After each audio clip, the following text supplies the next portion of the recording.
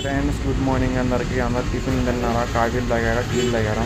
నేను చెప్పదలసిన టాపిక్ వచ్చేసి ఈరోజు నయనతార గారి బర్త్డే. హీరో నయనతార గారు చెప్పాల్సిన అవసరం లేదు, అందరికీ తెలిసిందే. మనం ముందు ఎక్కించుకునే వాళ్ళం. 1 తర 2 తర 9 తర ఇట్లా మా చిన్నప్పుడు గేమ్స్ ఇవి. సో ఇప్పుడు ఆవిడని ఎక్కియడం బాగోదు, వదిలే. నెక్స్ట్ వచ్చేసి ఆవిడ బర్త్డే వచ్చేసి 18 నవంబర్ 1984. ఏజ్ వచ్చేసి ఇప్పుడు 39, ఎంబడే 40 వచ్చినాయి.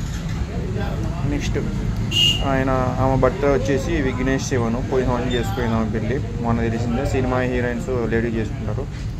పేరెంట్స్ వచ్చేసి కుడియత్తు ఓమేనా కుడియను.